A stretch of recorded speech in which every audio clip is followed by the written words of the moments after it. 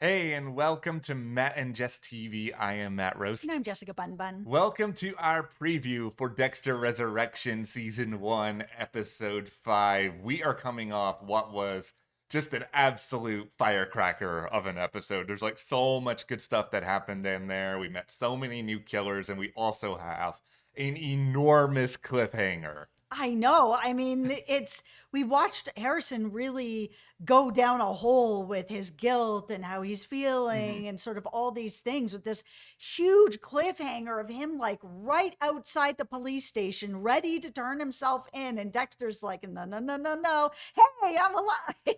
It's a situation where it's just like, okay, how do you resolve this? Because, okay, here's the thing. Dexter's obviously trying to stop Harrison from turning himself in, and there Mhm. might be a selfish motive in this. He might care about Harrison too. It can be Yeah. both. It's not Yeah. just one or the other.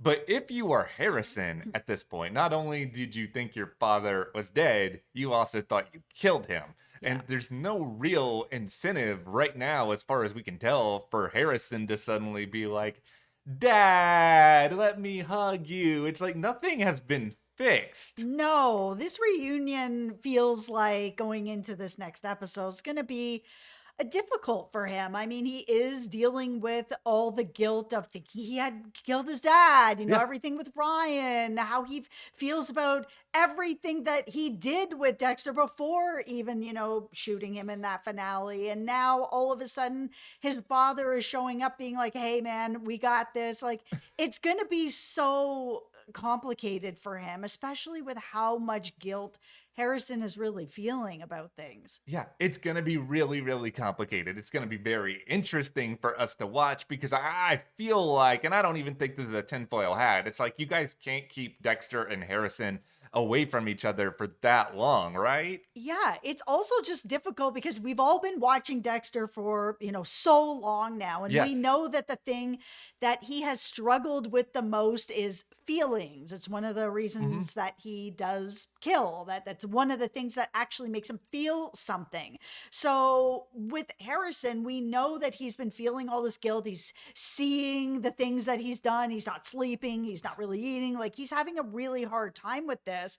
I don't know how Dexter's going to be able to connect to that. I don't think he's going to be able to. And, I don't know if he's going to be able to help him through it. I don't know if he's going to have any understanding of it. It's a lot of this, I think, is just going to fall on, can Dexter find a way to even pretend his way through it? That's the hard thing, and he's not always that good at pretending. We have seen Dexter No. pretend in many situations. Like, I always find it funny when he pretends to be romantic, but it's just like, I think there's a lot of meat on this episode. We're going to get into everything we know, the synopsis, some theories, but before we go any further, be sure to hit that subscribe button because we do have up overnight a review of Mhm. episode 4, which we absolutely loved. We highly suggest you check that out. We are doing 3 Dexter Resurrection videos every single week, Yep. reviews, previews, theories. We always want you guys to be a part of the discussion. We love hearing what you have to say in the comments. Yeah, it's been really fun chatting with you guys, Dexter, all season so far. Mm, So, yeah, definitely hit that subscribe button and stick with us for 3 Dexters a week. yeah. And also, if you want to have more Dexter discussions with us, you can head over to our Patreon where we're also talking about Dexter. So, I'll leave a link for you in the description below. Thank you guys so much for your support. And Thank you. everything we've said about Harrison and Dexter so far, it leads into the first part of this episode 5 synopsis, which basically says an encounter pushes Harrison further into his own darkness, escalating his fear of arrest. And we've seen already on the show that Harrison has been haunted by what happened with his dad, that's Yep. not something that he's letting go of. So I think this idea of seeing Dexter alive in the present, I don't think he's going to be just like, oh my God, okay, great. I don't have to think or worry about what happened in Iron Lake anymore. I think it's just going to remind him further of what happened, but then also remind him about Ryan, remind him about these other things that he has done. I'm also kind of wondering if there's going to be some anger in there as well, where it's like Harrison has been holding on to all this guilt of what he did to his dad. I Yes. mean, he hasn't been dealing with it. He's not sleeping, not really eating. He's having a very hard time with it. And to then here's Dexter being like, "Hey, I'm here, we'll figure it out." I mean, if I was Harrison, I'd be kind of mad about that. So how long have you been alive for? Oh, 10 weeks? Yeah. Oh, okay. Well, and you just didn't tell me? I know it's all going to come out. Obviously, there's going to be like, well, I was in a coma and Yeah. I had been shot and all this. But at first, I feel like there's going to be that part of this process where he's going to be pissed Yeah. that he wasn't told about it much sooner than he is now and that his dad just let him carry on like this. Harrison's gonna have his anger, he's gonna have his confusion, like he's gonna be sort of swirling around with all of this different stuff. And for Dexter, then it becomes okay, well, how can I make sure this doesn't happen to me again? Because I am who I am. Clearly, Dexter can't change. We just saw what he Right. did with the tattoo collector. So it's just like, okay, if you're still gonna be Dexter, how can you make Harrison feel like, it's okay to have me in your life? I mean, obviously, it's fair to think that Dexter's going to do whatever he can in order to help him in whatever Harrison is going through. And we know he's going through a lot, but Yep. none of this means that Harrison's going to want that. He might just push him away. And then that's just going to make Dexter be like, well, now I'm going to try even harder. I feel for me that I need to see Harrison push back a little bit at the beginning. This is such a heavy, Yes. heavy thing that has happened that he did, shoot his father. His father, he thought was dead. Now he's alive. Plus, he knows that Dexter is a killer. Plus, he knows that he's killed somebody. Like, there's too much on him that I feel like if we just see him be okay with it, be like, you know what? I understand. Come on in. We'll figure it out together. I think it needs to move a little bit slower than that for it to be believable for me. Here's a reminder that this is not meant to be a one season thing. I'm Mhm. okay if it takes time for Dexter and Harrison to be on the same page. Like, I am liking Yeah. this version of Harrison more than I Yes. did the one in New Blood. So I don't mind spending some time with this Yeah. character.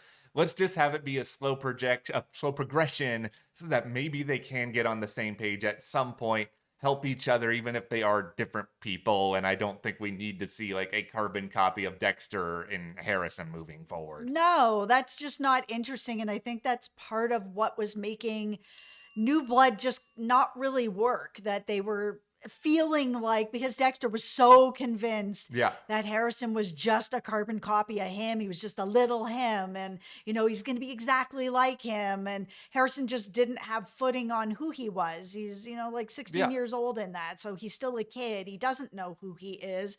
That all made sense, but it wasn't compelling television for me to watch just another Dexter coming about. Well, what the synopsis says about Batista is pretty short, but let's just lay it out here that we have Batista closing in. Now, what does that mean? Because here's the thing.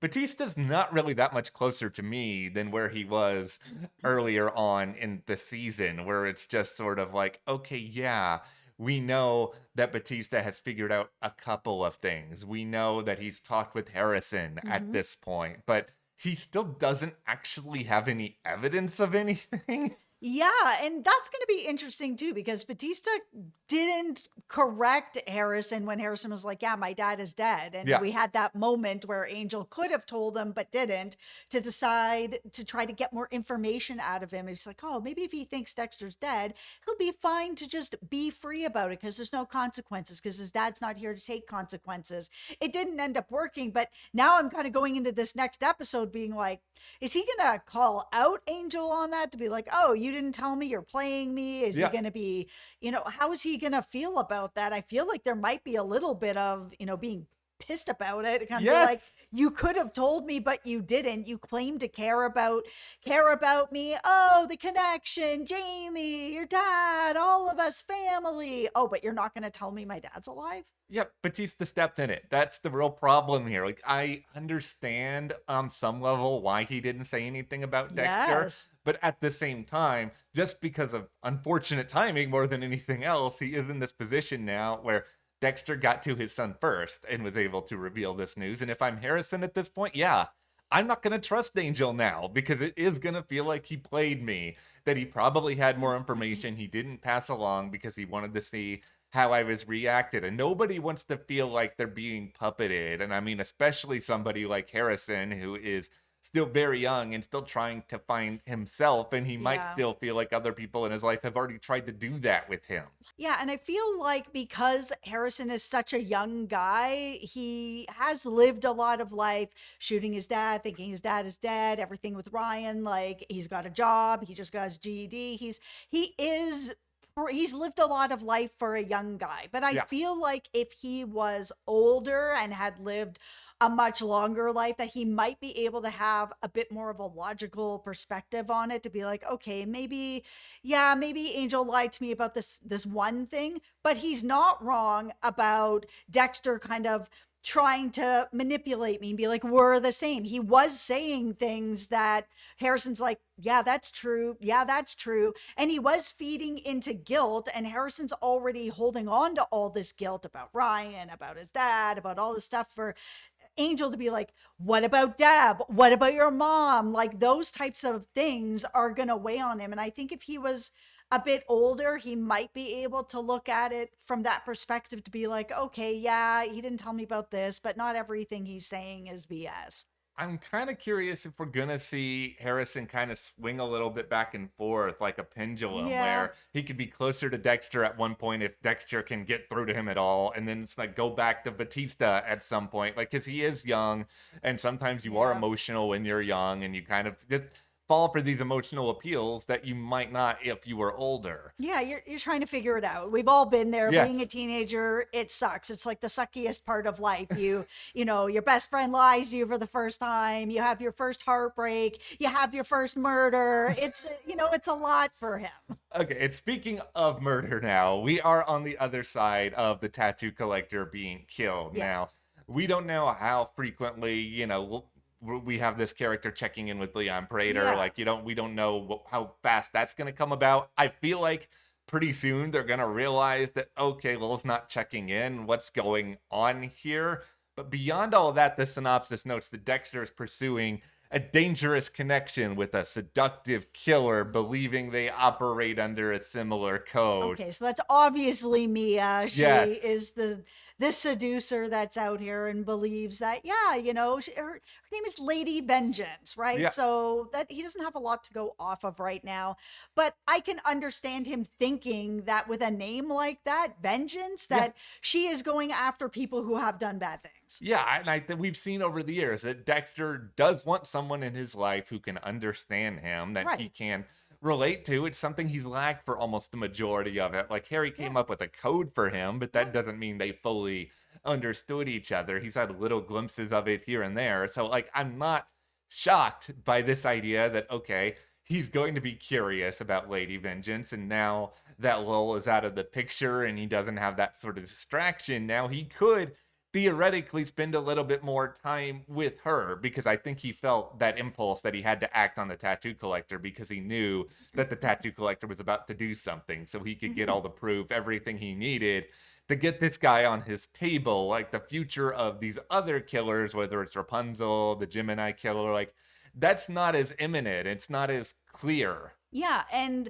with Mia, we've already kind of seen him struggling a little bit with it at this party, where it's like, yeah, I'm here to take care of people that are doing terrible things to innocent people. And then here's Mia, somebody who seemingly is taking out bad people just like me. Mhm. I can be a little more free to talk about things in this group of people because we're all in it together. We have each other's skeletons. So we're able to be free to talk about our urges, or, how we feel about this or whatever. And that's an environment that he's had very little of. And here's what makes the stakes for me with Dexter and Mia really, really interesting is that obviously there's some sort of attraction here. We can Right. see if this becomes a relationship, but no matter how it ends, I mean, if it goes well, Dexter has a partner seemingly for some stretch of time. If it goes badly, he's still, okay, at least in my mind, he still can't kill her. He still can't have something bad happen to her, because it's a situation where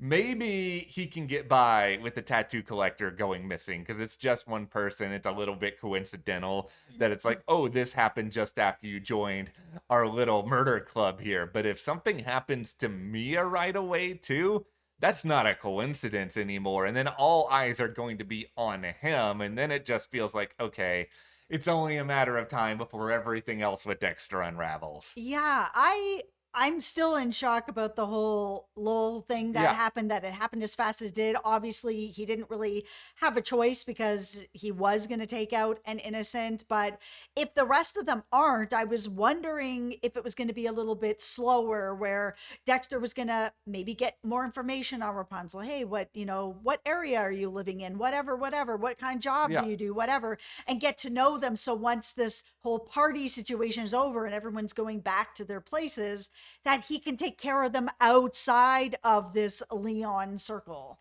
Okay, Dexter, I have some advice for you here.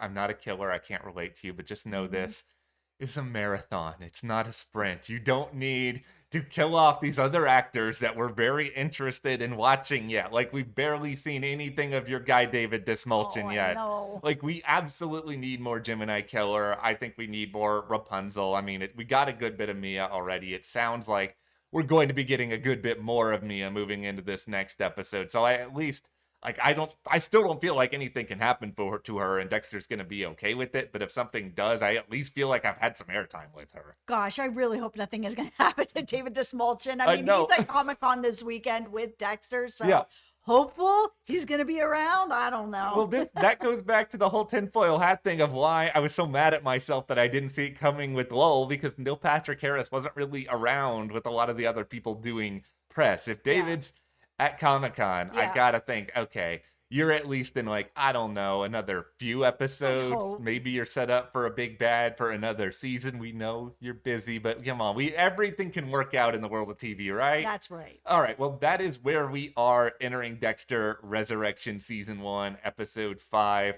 The bar's obviously set at, beyond the ceiling, so I I hope that they know. can hit this after a really great start. Yeah. Where do you guys think we're going with Dexter, with Harrison, with Mia? Give us all your thoughts, your theories in the comments, and hit that subscribe button for more and support us further by joining our Patreon. We have a link in the description there. We Mhm. are covering exclusively in video form Countdown. Thank you so much. We'll see you here next time.